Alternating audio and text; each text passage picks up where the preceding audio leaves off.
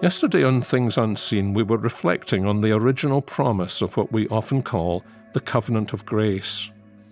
It's a promise that holds the whole Bible together, almost from the beginning right to the end.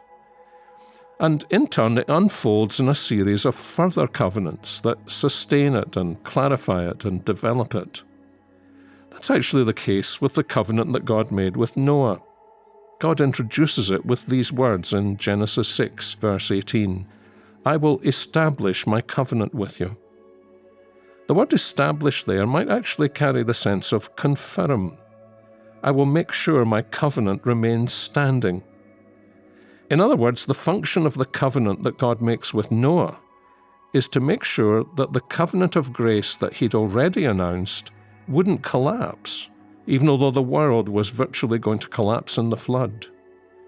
It's very striking, actually, that when Noah emerges from the ark, the words that God speaks to him echo what God had said in the Garden of Eden and then to Adam. The promise that God gives that he'll never repeat the flood safeguards the promise he had earlier given that the serpent would be defeated. But it doesn't take many more chapters before we discover that the seed of the serpent kept fighting. Remember the story of the Tower of Babel, when there was a concerted effort to achieve a kind of world unity that would establish its own authority over against the authority of God?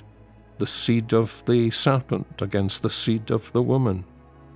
And you'll remember the way God dealt with that opposition by confusing their languages and dispersing them over the face of the earth. The flood isn't going to be repeated. God promised that. But once again, it looks as though the seed of the serpent has almost annihilated any faithful seed of the woman. But no. The second half of Genesis 11 traces the seed of Shem through many years until we come to a man called Terah. And the genealogy in Genesis 11, verses 10 to 26, makes you feel as though God was watching a moving dot on the screen of history, moving along from one generation to the next, and all the while knowing where he was going, heading to Ur of the Chaldees, and to Terah's son, whose name was Abram. And Abram was a seed of the woman, to whom God would give another new covenant promise. So God keeps developing the original covenant of grace through a series of new covenants, first with Noah, now with Abram. Terah had two other sons, but it was on Abram that God had set his eye. He was the son who would carry the promise.